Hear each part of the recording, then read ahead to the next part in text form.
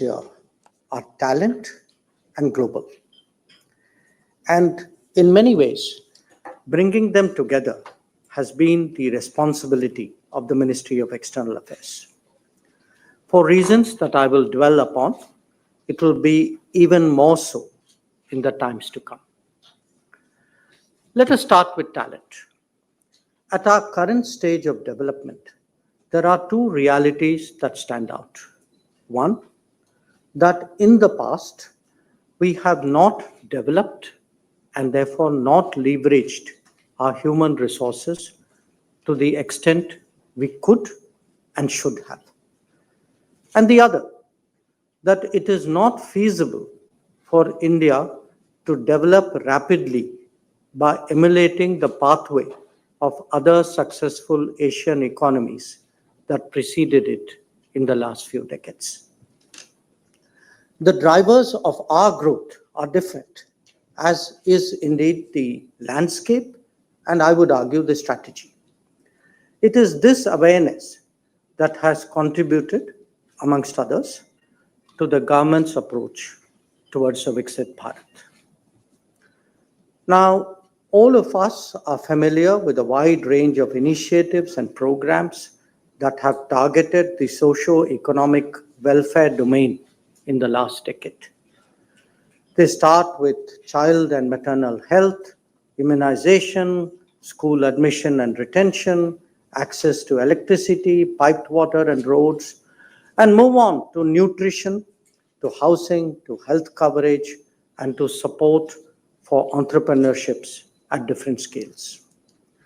These are supplemented by making it easier to do business, by improving the ease of living, by building a modern, accessible, and affordable infrastructure, expanding skills and education capacity, and promoting make, design, innovate, and research in India.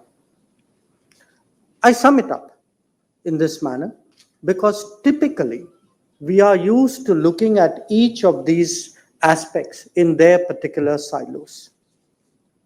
But if you consider the cumulative impact of all these developments, it is clear that we have now entered a cycle of sustainable talent creation on a major scale in this country. The issue then arises as to how that talent is nurtured, how it is expanded, deployed, and upgraded. Much of that obviously has to happen at home. And this has its own debates and discussions, including how best we accelerate manufacturing, whether technology can be generated without deepening our industrial culture, the optimization of agriculture and food processing, the support for self-employment, startups and innovation, and not least, the vistas opened up by our digital and AI future. Now, in all of that, and does play a role, foreign investment, collaboration, and trade are some of the noteworthy dimensions. Outsourcing, understandably, also got its fair share of attention. More recently, there is, I would say, greater interest in the growth of global capability centers, GCCs, in India that take the quality of economic activity to a much higher level. However, while recognizing the value of all these endeavors, it is necessary that we also pay greater attention to opportunities beyond our borders. And the reason for that is the emergence of the global workplace with a global workforce.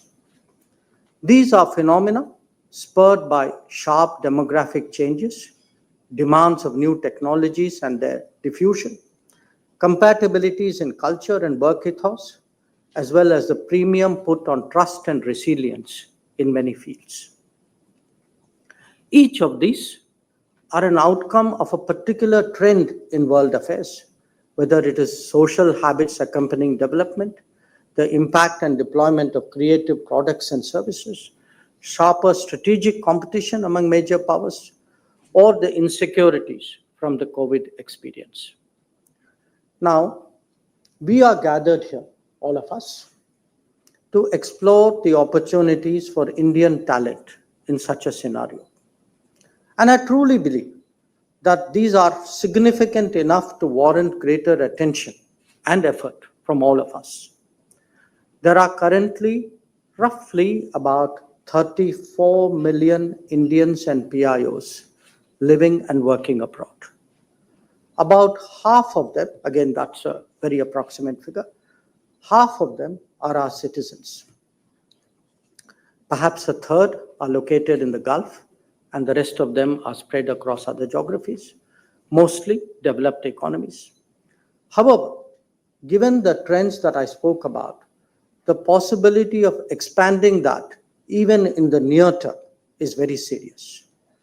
Bear in mind that we Indians have also developed by now a strong history of employment exploration abroad. Obviously, we are not unique in this regard, but nevertheless, we are unusual in that this has been sustained over several generations to differing regions at various levels of skills.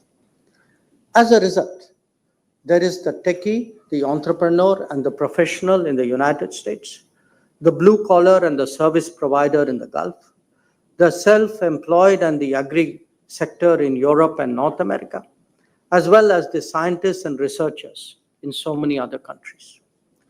Moreover, many global professions like seafaring, airlines, and the hospitality sector have already tapped into our human resources pool in a significant level. That there are so many students abroad is also a factor, as they often transition into jobs. Economies like Australia or Germany have seen a significant increase of working Indians in the last few years. Through migration and mobility partnerships, as well as specialized skilled workers agreements with 22 nations, we have created a pathway as well as a brand. Now, let me emphasize that these are not hypothetical possibilities or even prospects that are somewhere on the horizon. The need for talent abroad is a situation that is actually upon us today. Let me give you some concrete examples. Only yesterday, and the Japanese ambassador is sitting here before me, the Speaker of Japan was here to advocate an action plan that would create a concrete and predictable flow of Indian skills to his country. It would help take forward the SSW, the Specialized Skilled Workers Agreement, that we had concluded a few years ago. Let me give you another. Israel, as an example, where there is already a flow of workers in different domains. Mauritius has a similar demand and has concluded an understanding with us. Malaysia has opened up many more sectors to Indian skills, especially construction. We have been traditionally a source country for Singapore, and their requirement will upgrade even as their economy does. The German Chancellor was here last October, and he spoke of increasing the employment visas for Indians by 4x.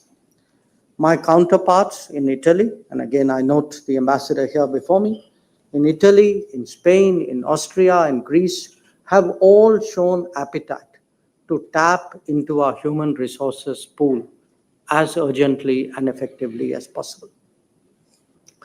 This, I emphasize, is just the tip of the iceberg, and we must prepare for what is below the waterline.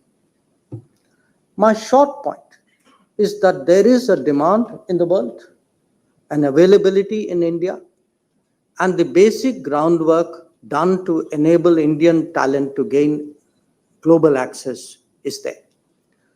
Now, how well they do that and what will be the scale, I think that is up to us. Having just come from the Waves gathering in Mumbai, where the orange economy of culture, creativity, and identity was explored, I am tempted to continue this presentation with a further metaphor of colors. So let me start with the green and the brown economies, with their associated infrastructure as a good place to begin. They will clearly coexist for some time to come, but each will become smarter and infuse newer technologies. They will require a wide spectrum of talent that will grow both in size and complexity. We have already witnessed in the Gulf increasing demand for such human resources. I should add, by the way of example, that today, if one looks as to where Indian nationals live and work, the two largest economies are not the US and UK as people typically think, they're actually UAE and Saudi Arabia. That there is an infrastructure surge in India adds to the experience and capabilities of our corporates and of our personnel. In some sectors like renewable energy, water or power transmission, our people are already securing openings by their track record at home. This applies to the managerial as well as the working levels. At a time when our engineering and vocational training institutions are growing rapidly, the ability to address this market has actually improved. But again, it is the connect to the employment space through networking and customizing the workforce, which is the challenge that must be addressed. So let me now move to the white and silver economies. And they are experiencing an even more acute shortage of trained personnel. In many developed societies, health demands are rising even as the local talent pool is shrinking. Innovative practices and new technologies can only partially fill that gap. As our own medical and nursing schools expand, these possibilities can be more effectively exploited. Particularly in these sectors, there is a strong cultural and linguistic element for which we need to cater. There are then an assorted mix from the orange and the gold to the blue and the green that will clearly benefit from greater digitization. So too will other domains in an era of all-encompassing change. Such times will require not only new mindsets and frameworks, but also the accompanying mobility and interactions.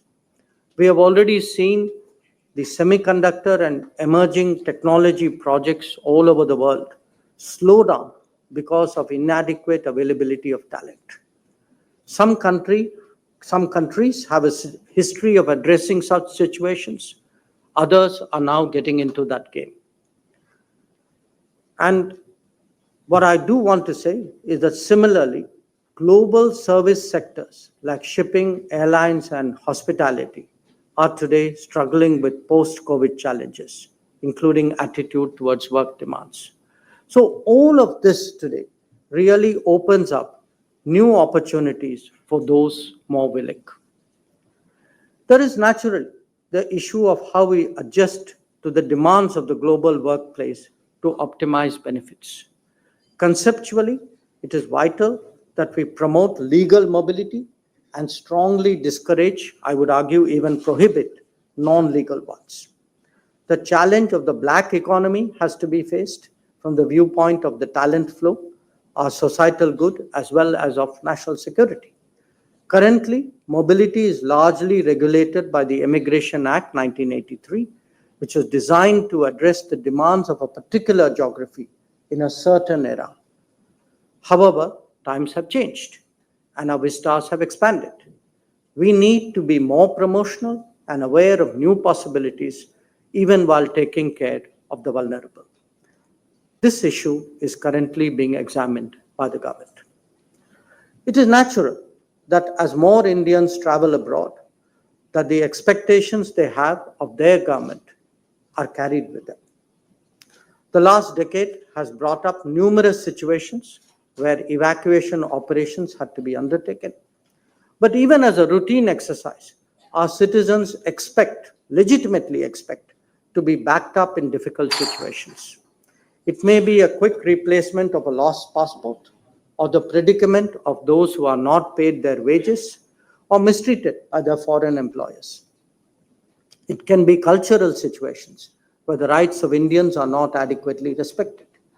These baskets of issues have gained salience in our diplomatic endeavors, from establishing an effective grievance portal to creating a responsive fund for the needs of the vulnerable. We have sought to institutionalize and to routinize taking care of Indians abroad. It is only then that they will have the confidence to fully explore the global workplace. Friends, our government today has initiated a range of skills training, vocational education, and professional preparation efforts for the Indian workforce to be more productive in the contemporary era. However, the magnitude of opportunities before us are so large that it takes a whole of the nation approach to be fully realized. This is an effort in which the contribution of every stakeholder is valuable and welcomed. As we contemplate our engagement with the world, as India moves up to become the third largest economy, much of this will be people-centric. Our talents and our skills will not only be a resource we have to bring to the table, but will be very much part of our branding and of our reputation. A more interdependent and technology-driven world, with all its challenges and needs, will only put a greater premium on it. It is up to us to make the most of these times, and we look forward to working with you in that regard. I thank you for your attention.